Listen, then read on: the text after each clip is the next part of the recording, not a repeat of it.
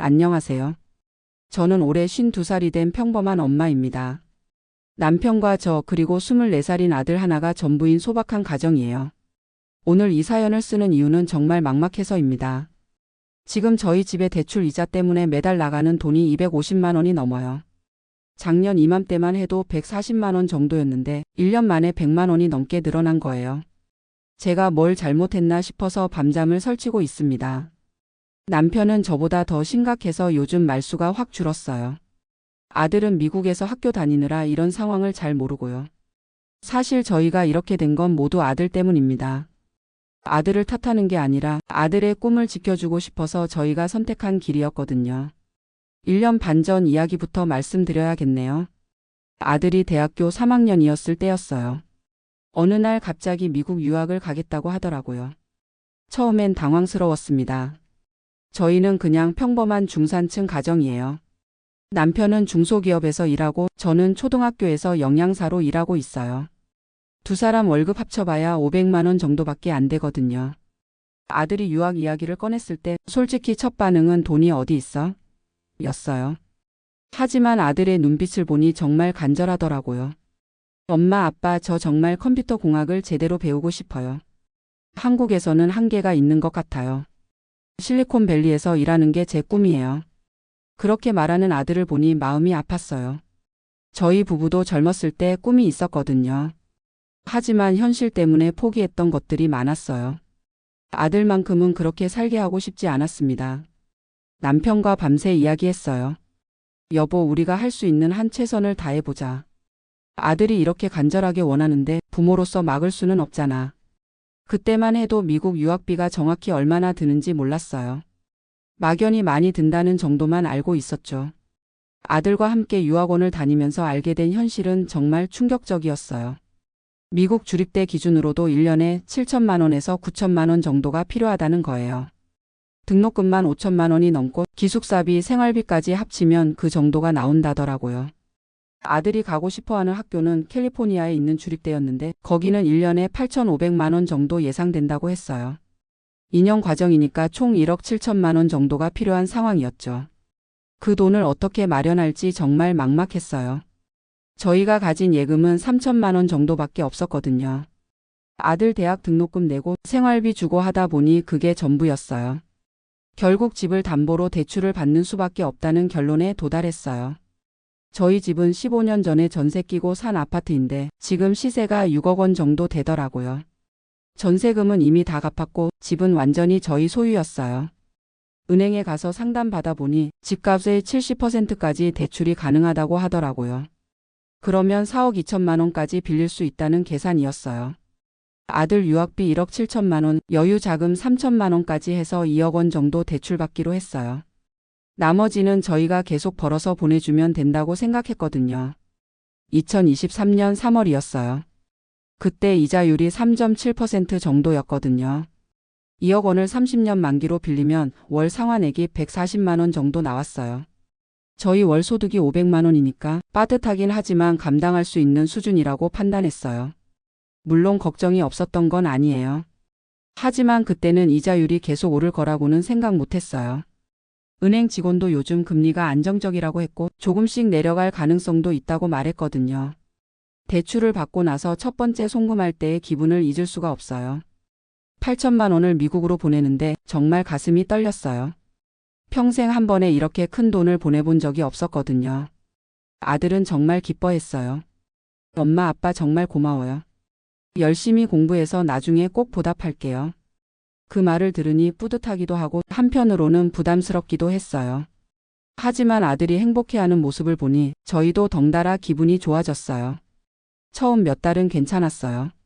매달 140만 원씩 나가는 대출금이 부담스럽긴 했지만 그래도 감당할 만했거든요.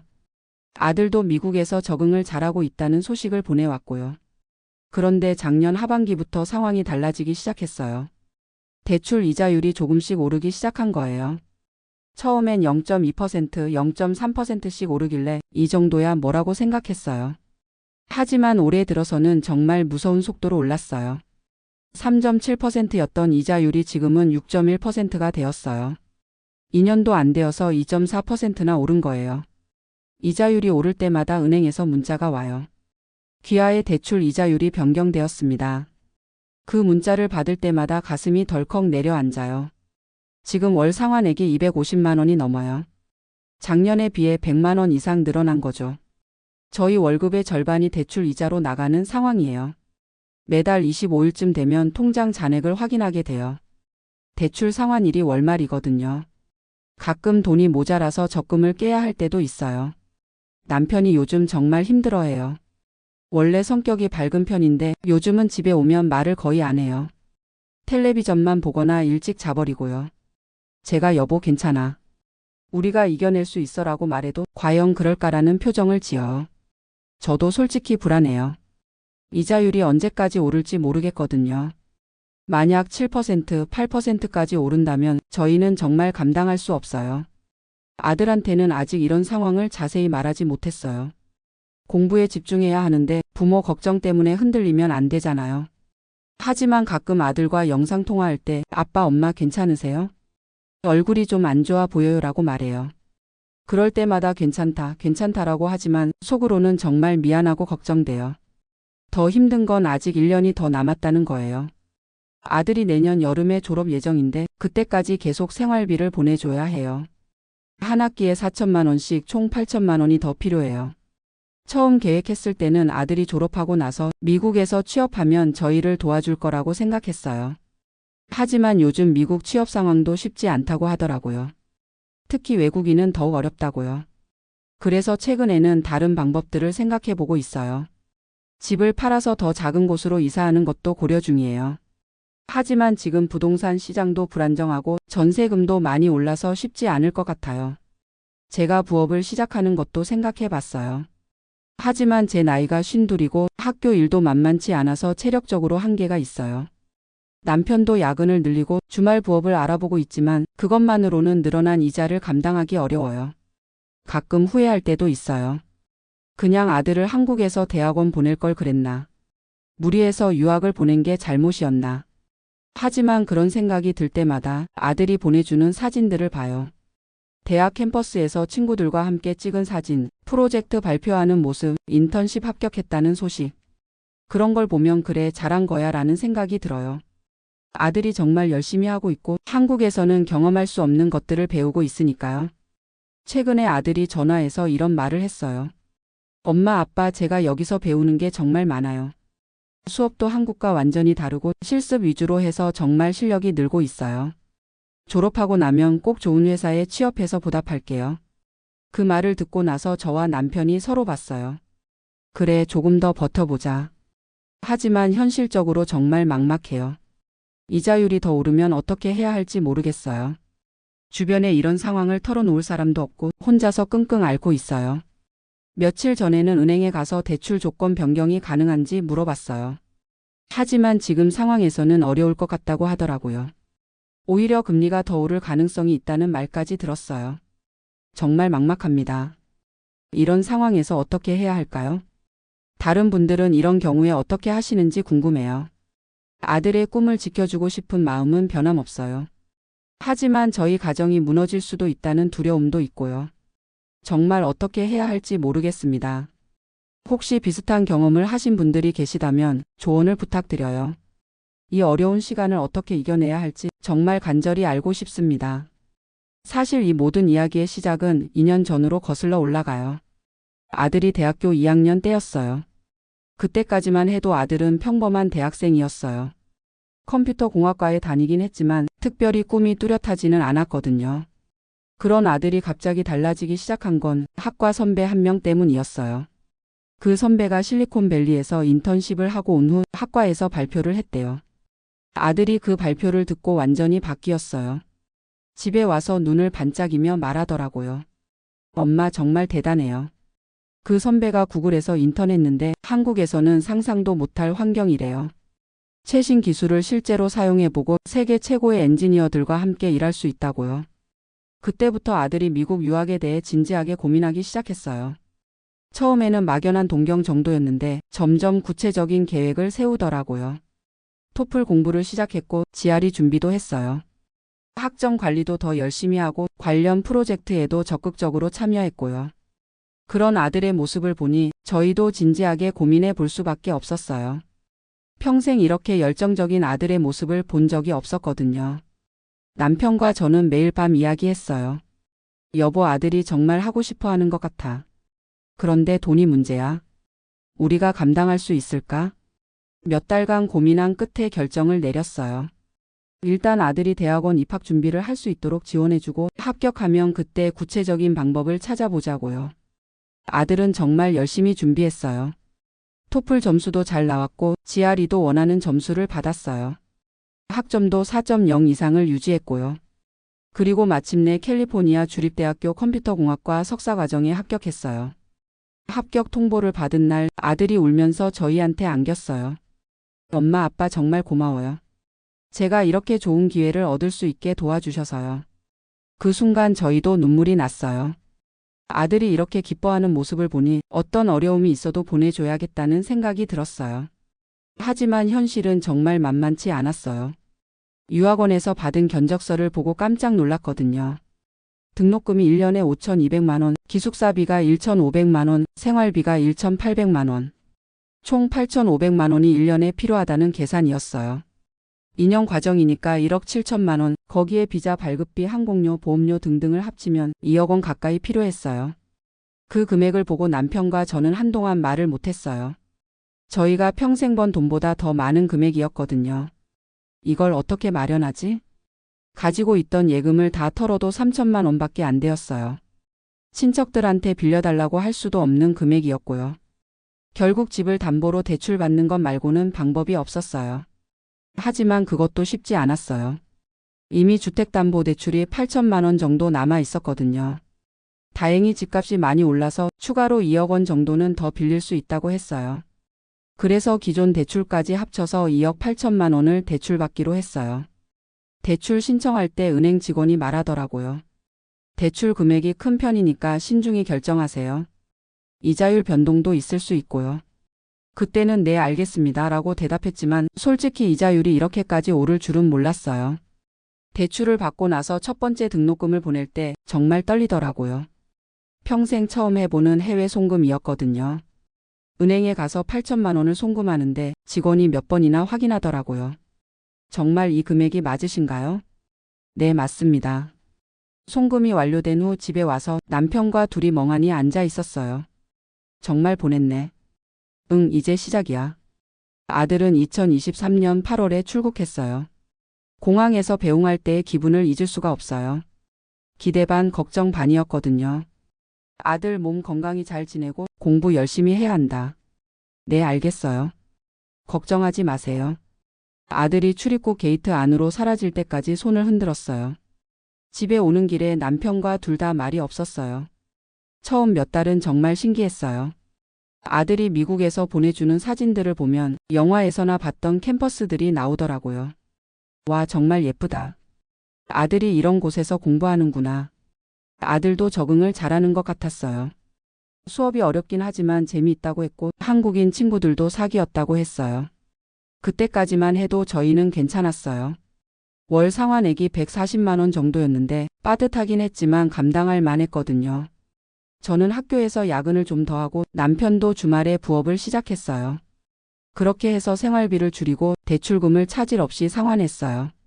하지만 올해 들어서 상황이 급변했어요. 코로나 이후 경제 상황이 불안정해지면서 금리가 급격히 오르기 시작한 거예요. 처음에는 0.2%씩 오를 때 이 정도는 괜찮겠지라고 생각했어요. 하지만 점점 오르는 폭이 커지더라고요. 3월에 4.1%, 6월에 5.3%, 9월에 6.1%. 매번 이자율 변경 통지서를 받을 때마다 정말 가슴이 철렁했어요. 그리고 월 상환액도 그에 따라 계속 늘었어요. 140만 원에서 시작해서 지금은 250만 원을 넘어섰어요. 저희 월 소득이 500만 원 정도인데 대출 상환만 250만 원이면 나머지 250만 원으로 생활해야 하는 거예요. 여기에 아들 생활비까지 보내줘야 하니까 정말 빠듯해졌어요.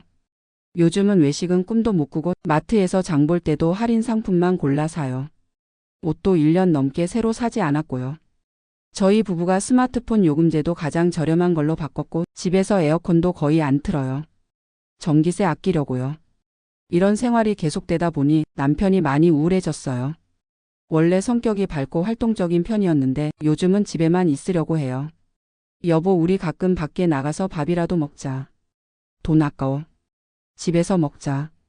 이런 대화를 할 때마다 마음이 아파요. 남편이 저 때문에 고생하는 것 같아서요. 아들한테는 아직 구체적인 상황을 말하지 못했어요. 가끔 집에서 돈 괜찮아? 라고 물어보면 걱정하지 마라. 부모가 알아서 할 일이야 라고 답하지만 속으로는 정말 걱정돼요. 몇 달 전에는 아들이 아르바이트를 해서 용돈이라도 벌까요? 라고 물어봤어요. 하지만 학생 비자로는 교내에서만 일할 수 있고 시간도 제한적이라서 큰 도움이 안 된다고 했어요. 아니야, 공부에만 집중해. 돈은 엄마 아빠가 알아서 할 테니까. 그렇게 말하긴 했지만 사실 속으로는 정말 답답했어요. 가을이 되면서 상황은 더욱 심각해졌어요. 아들의 두 번째 학기 등록금 4천만 원을 보내야 하는데 그 돈을 마련하는 것조차 쉽지 않았거든요. 저축해둔 돈도 거의 바닥이 났고 적금도 몇 개를 해지했어요. 그나마 퇴직연금을 중도 인출해서 겨우 보낼 수 있었죠. 하지만 그것도 마지막이었어요. 내년 봄학기 등록금과 생활비 4천만 원은 도대체 어떻게 마련해야 할지 막막했어요. 그 즈음 남편이 처음으로 이런 말을 했어요. 여보, 정말 힘들다. 이대로 가다가는 우리가 파산할 것 같아. 그 말을 듣고 저도 처음으로 현실을 직시하게 되었어요. 아들의 꿈도 중요하지만 저희 가정이 무너지면 안 되잖아요. 그래서 용기를 내서 아들한테 전화를 했어요. 아들아, 엄마가 솔직하게 얘기할 게 있어. 처음으로 집안 상황을 자세히 설명했어요. 대출 이자가 얼마나 올랐는지, 매달 얼마씩 나가는지, 저희가 얼마나 힘든지. 아들은 처음에 아무 말도 못하더라고요. 한참 후에 떨리는 목소리로 물어봤어요. 엄마, 그럼 제가 학교를 그만둬야 하나요? 그 말을 듣는 순간 정말 마음이 찢어지는 것 같았어요. 아니야, 그런 게 아니라 우리가 다른 방법을 찾아보자는 거야. 하지만 솔직히 다른 방법이 뭐가 있을까요? 집을 팔아서 더 작은 곳으로 이사하는 방법도 생각해 봤어요. 하지만 요즘 전세금도 너무 올라서 집을 팔고 나서 남는 돈이 얼마 안 될 것 같아요. 게다가 이사 비용도 만만치 않고 새로운 환경에 적응하는 스트레스도 있을 테고요. 그래도 정말 어쩔 수 없다면 그 방법도 고려해 봐야겠어요. 며칠 전에는 부동산에 가서 시세를 알아봤어요. 저희 집이 지금 6억 원 정도 한다고 하더라고요. 대출금 2억 8천만 원을 빼면 3억 2천만 원 정도가 남아요. 그 돈으로 2억 원짜리 작은 집을 사면 1억 2천만 원이 남죠. 그 돈으로 아들 남은 학비를 해결할 수 있어요. 하지만 그렇게 되면 저희는 평생 살던 집을 떠나야 해요. 15년 동안 정들었던 동네를 떠나고 훨씬 작고 불편한 곳에서 살아야 하고요. 그것도 각오해야 할 상황인 것 같아요. 남편과 이야기해 보니 남편도 비슷한 생각을 하고 있더라고요.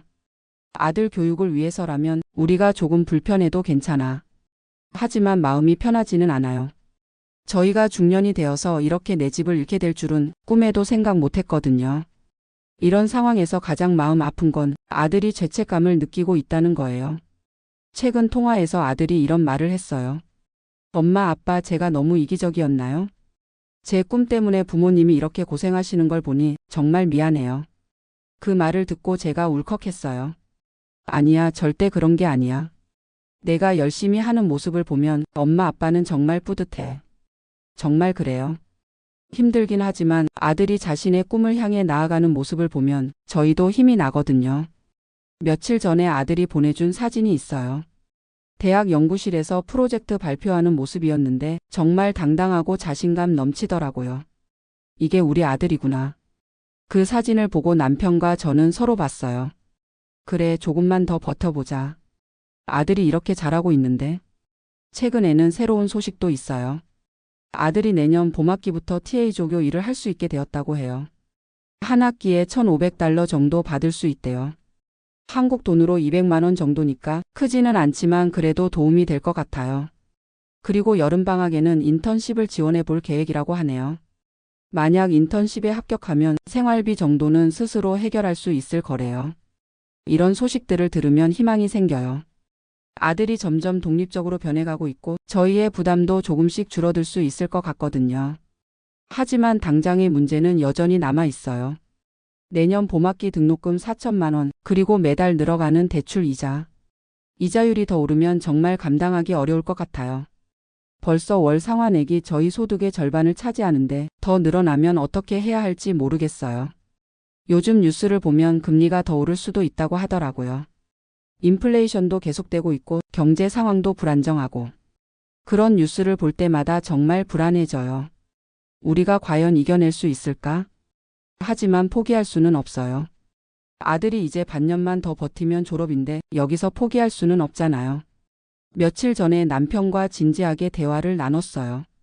앞으로 어떻게 할지에 대해서요. 일단 집 이사는 불가피할 것 같다고 결론 지었어요. 아무리 아껴도 지금 상황으로는 한계가 있거든요. 내년 초에 집을 내놓고 적당한 곳을 찾아서 이사하기로 했어요. 조금 불편하더라도 아들 졸업까지는 버텨야죠. 그리고 저도 부업을 더 늘리기로 했어요. 주말에 카페에서 아르바이트를 하거나 온라인으로 할 수 있는 일을 찾아보려고요. 남편도 이직을 고려하고 있어요. 지금 회사보다 조금이라도 더 주는 곳이 있다면 옮기는 것도 생각해 보겠다고 하네요.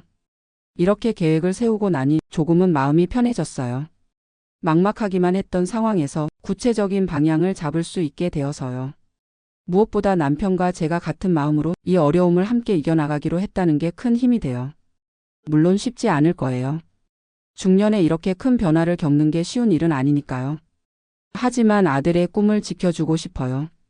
저희가 젊었을 때 꿈꿨던 것들을 이루지 못한 아쉬움이 있거든요.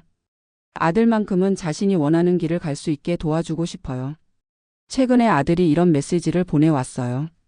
엄마, 아빠 정말 감사해요. 제가 여기서 배우는 모든 것들이 나중에 더 큰 보답으로 돌아갈 거예요. 조금만 더 기다려주세요. 그 메시지를 보고 눈물이 났어요. 우리 아들이 이렇게 의젓하게 자랐구나. 정말 기특하다는 생각이 들었거든요. 동시에 부모로서의 책임감도 더 커졌어요. 이 아이의 꿈을 끝까지 지켜줘야겠다는 다짐이요. 지금은 정말 힘든 시기예요. 매일 돈 걱정을 하고 미래에 대한 불안감도 크고요. 하지만 이 모든 게 일시적인 어려움이라고 믿어요. 아들이 졸업하고 취업하면 상황이 나아질 거라고 생각해요. 그리고 이 경험을 통해서 저희 가족이 더 단단해질 수 있을 거라고 믿어요. 어려움을 함께 이겨낸 가족의 유대감은 그 무엇과도 바꿀 수 없으니까요.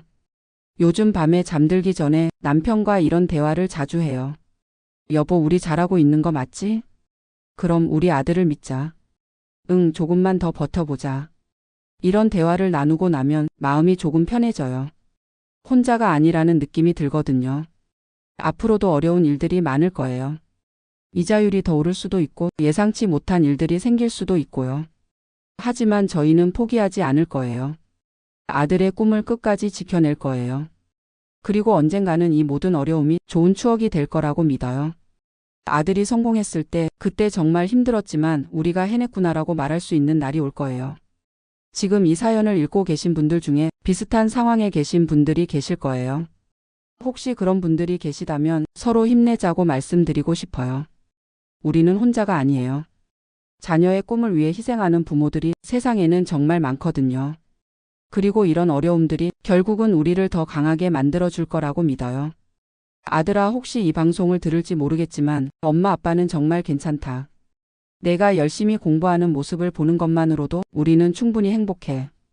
그러니 걱정하지 말고 내 꿈을 향해 계속 달려가렴. 엄마 아빠가 뒤에서 항상 응원하고 있을 테니까. 마지막으로 이런 어려운 상황에서도 저희를 지켜봐 주시는 가족과 친구들에게 감사드려요. 그리고 이 사연을 들어주신 모든 분들께도 진심으로 감사드립니다. 앞으로 어떤 일이 생기든 저희 가족은 함께 이겨낼 거예요. 사랑하는 아들의 꿈을 지키기 위해서요. 여러분들도 각자의 자리에서 힘든 일들을 잘 이겨내시길 바라요. 우리 모두 힘내요. 감사합니다.